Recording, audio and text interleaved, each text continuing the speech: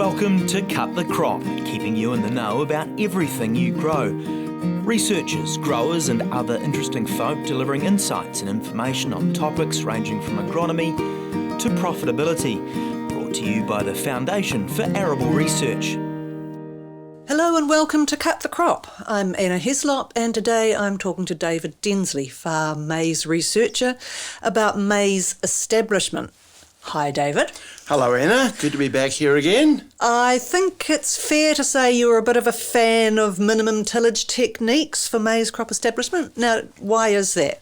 And what do you see as the advantages of no-till or strip-till for maize? Look, and that's really an important question, isn't it? So I'm going to answer that question with a sort of another question. Okay. Let's just hypothesize for a little bit. And if we said we had a paddock that half that paddock happened to be in cultivation for the last 15 or 20 years, and the other half of the paddock was fresh out of pasture. And we planted maize in that paddock, and in a year where we had below average rainfall, what would be the likely outcome? What would we see during that dry period? And if we invited 50 people to answer that question, probably most would put their hand up and say, look, that area of the paddock that it was in maize, it was fresh out of pasture, probably had the most resilience through that dry period. So then the question is, well, why is that? So, we're comparing something fresh out of pasture to something that's been, the other part of the paddock that's been in long-term cultivation. And so one of the answers might be, well, there's a biological difference where we've just put maize straight out of permanent pasture. The other one might be around nutrients.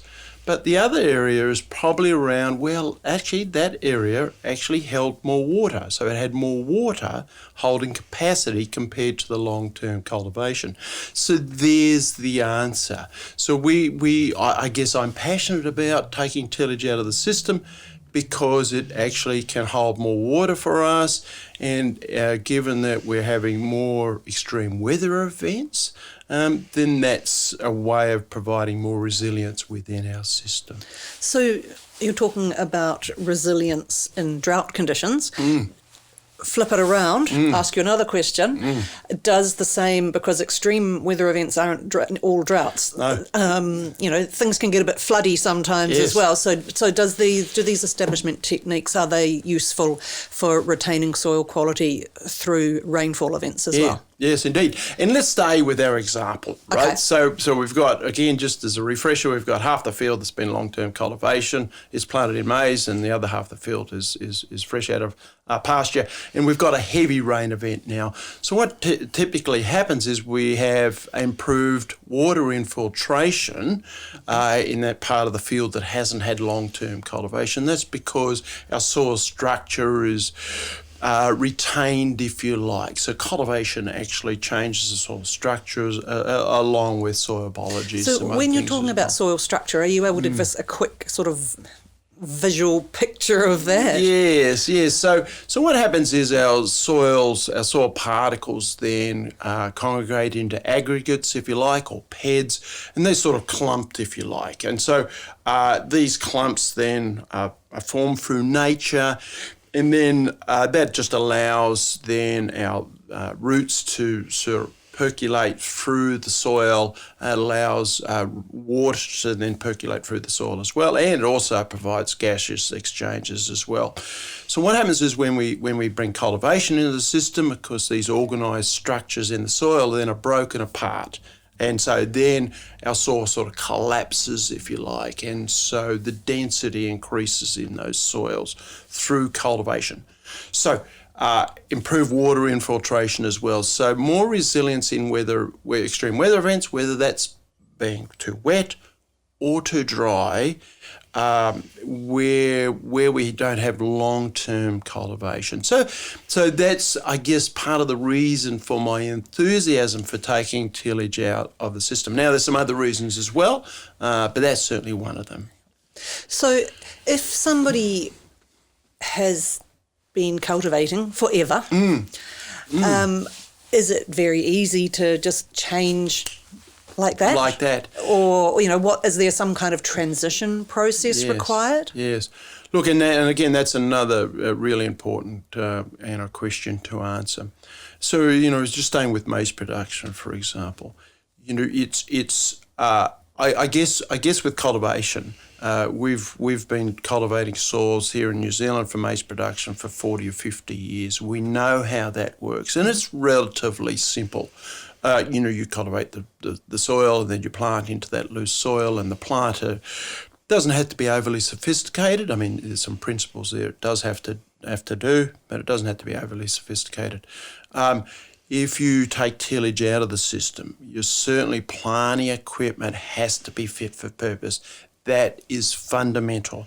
If it's not, then you probably shouldn't be looking to move away from conventional cultivation until you've got that sorted. So that requires either a big investment in some machinery or assuming that there's sufficient contractors out there with the right tools for you. That's right. So, if you think about the maize silage industry, it's relatively new here in New Zealand. So in the early 90s, there was really little maize silage being produced in New Zealand, but then it expanded quickly. So back in those earlier days, really there wasn't the contractors. They weren't sort of geared up for harvesting maize silage.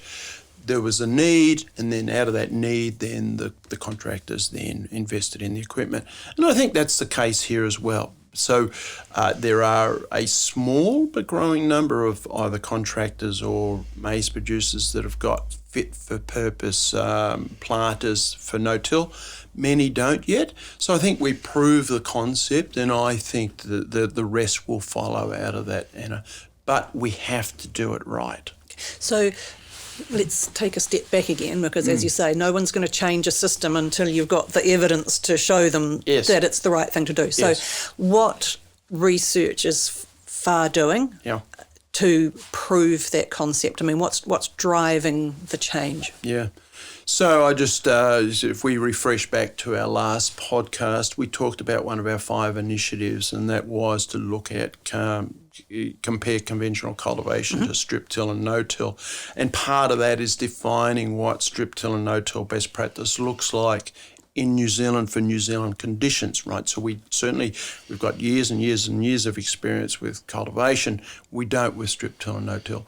So our research is going to focus on that. So it's going to look at what does best practice look like from a nutrient point of view, from an equipment point of view, and what's some of the outcomes of that, Anna? Because no point in changing if it's going to impact our profitability, if we're going to lose money or make less money. And again, it's part of our pre-focus, right?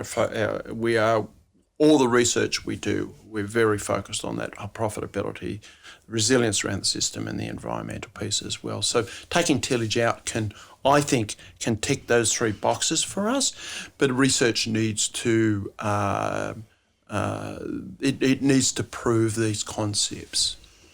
So how do you go about that research? What does a no-till, strip-till, full cultivation trial look like? What are you doing, and what are you seeing? Yes. So FAR's been they've had these 3 comparisons, if you like, for a number of years now, and so that formed a good foundation for us. But technology and knowledge, I guess, has moved on as well. So I've taken some time to look at what sort of equipment do we need on our planter to make sure that we are really that fit for purpose that I'm talking about, right? So out on farm now with our research sites that we talked about in the previous podcast, we're going to be applying that what we believe is really good practice at this point, and refining that, and even readjusting our thinking on that where it's required, and then sharing that as part of our extension program, Anna. Okay, I'm pulling you back again. Yep. what you're going to be applying what you think is good practice. So what at this stage do we think is good practice? Yes. Okay. So if you think about, let's take them apart. Then we think about strip till.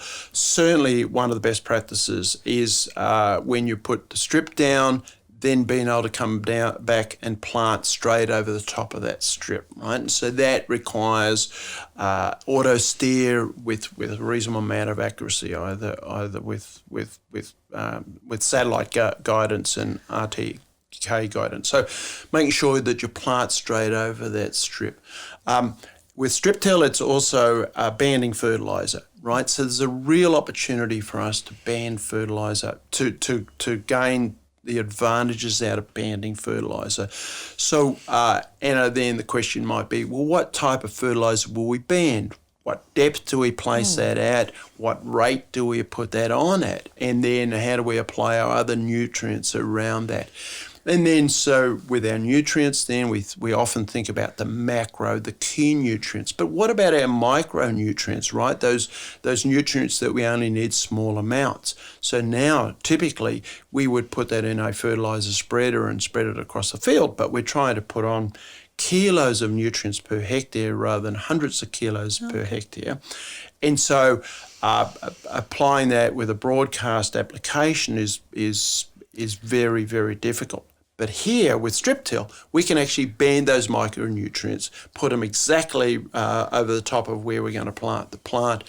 So that's got some other advantages as well. And then think about think about those nutrients that we put in the band. So what is that doing for our root system? What about even in places like say Hauraki Plains, where those marine clays are quite acidic as we drop down through the profile? So can we even put lime, granulated lime, with our strip till? And what does that do for us, and how can that help drive our productivity as well? So that's one example. And then another question might be, well, with our strip till, do we put the same strip down in the same place every year, or do we move it over slightly? What do we do there? And then the third or fourth part is what's going on with soil compaction as well. So measuring that as well. So using something like penetrometer, and we've started talking about that already, Anna, and looking at soil pits and seeing what's going on below soil surface. Yeah. So I've seen you leaping around a paddock with a penetrometer, looking very enthusiastic. Yes. So what sorts of differences do you see between cultivated and non-cultivated soils with that penetrometer? Yeah. And again, just remember that, this is early days for us. Yes. Okay, so... we've really just started studying that. I think that's an example of an area we need to spend some more time on. So that's strip till. Now coming to no-till. So working through the questions that we need to answer with no-till. Okay, so typically with no-till then, based on overseas experience, the soils will be often cooler at planting time. So we plant late September through to middle of October or late October. Then the soils are going to be typically slightly cooler compared to conventional cultivation, and they will retain more water as well.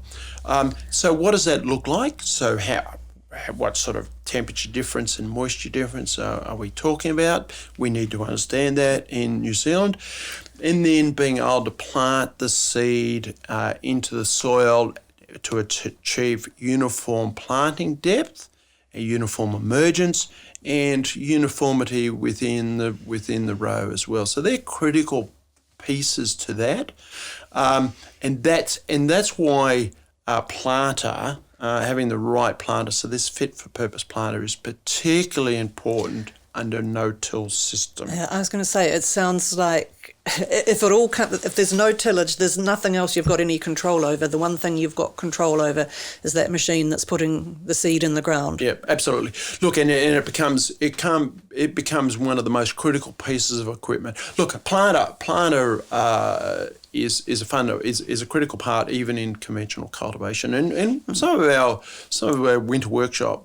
The winter workshop theme is going to be talking about the importance of getting that spacing right, getting the seed out of the ground. We know that those practices have an impact on yield.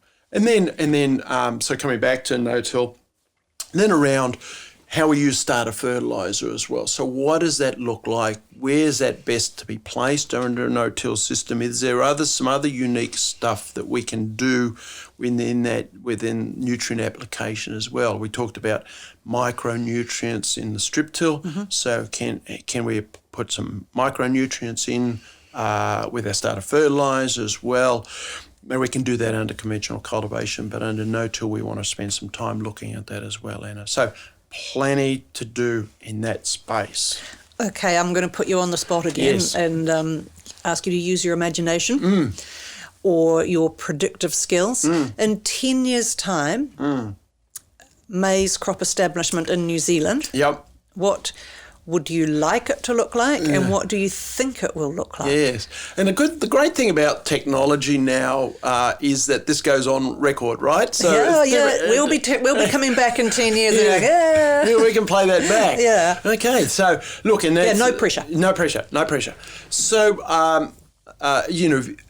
so there's some really good, I think there's some really strong reasons as to why we should be taking cultivation out of the system. Now, in the end, it'll always be the farmer's choice, okay? So they will choose what's right for their system, okay? So that's important to remember. But I think we'll see strip till in particular really start to take off here in New Zealand, and we're seeing that now. It's sort of gaining momentum. I think with no-till, as you come south in cooler climates, it's more challenging with no-till, and that's because our soils are cooler. One of the things that cultivation or strip till will do is increase the soil temperature, because that's what sort of cultivation does. So more challenging. Okay, so try and answer your question. Okay, in 10 years' time, a significant increase in strip till and a growing increase in no-till. Is that a good enough forecast for you? Or I think that's good enough for now, maybe. And the other question I was going to ask, and you sort of touched on it, is it for everybody, or are there cases where it's not the best option? Yes.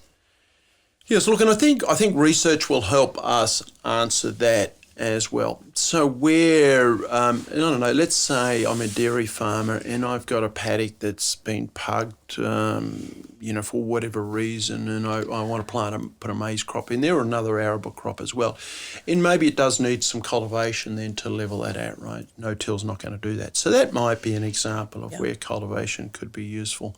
But in that case, strip till also might work for you as well. So, and then, as I mentioned, as you come south, so, in Northland, much easier to do no-till, for example, as you come into South Canterbury, and we see maize coming down into the south more every year, then no-till becomes more challenging. Not impossible, and certainly with the right equipment and the right advice, I'd be willing to take on that challenge as well. So that's where we're at. Yeah. Okay, so we're just going to shift back again from the research to the extensions. Yes. Again, you're doing a lot of research, some at FAR's research site at Tamahiri and some on host farms across the Waikato. So where do farmers go to find out more about this work, and how can they learn more? Yes. So in the first instance, if they are interested in stepping into strip till or no-till, they certainly need to do their homework in the first instance, and that might be to talk to FAR or to talk to their rural professional, certainly, or their contractor. But as far as extension is concerned, as we talked about in our previous podcast, we're actually going out on farm now, a number of farms in the greater Waikato. We also mentioned last time that it would be awesome to go around the country and demonstrate some of the stuff, but for practicality, it doesn't allow us at this point. it would be to come along to some of our field days. We're having a number of field days in the spring, and then our maize conference that we talked about in the last podcast as well. So we want to go and have a look at these sites and talk about really the important considerations. But in our winter workshops as well, while we're going to be in the cold weather, tucked up in a nice warm room somewhere, we'll have lots of photos, and I'm hoping anyway, we'll have photos and touch points and stuff like that we can be talking about, so farmers can sort of, even in those winter workshops, they can get a bit of a feel for what's going on. Okay, so here's your last chance, last question, Yes. last chance to put your point home. Yeah. Why would a maize grower be interested in transitioning away from full cultivation to strip till or no-till? So coming back to our pre-focus around the profitability, resilience within the system, and then environmental. So, the research will hopefully answer some of these questions. So, profitability. So, if I can take tillage out of the system and I can do that successfully, then whether I have a heavy rain event or a dry period, then hopefully I'm retaining more water within the soil. And so that's allowing me to maintain my production, if you like. So, and maintaining your soil as well, if it's the opposite of a drought. That's right. Absolutely.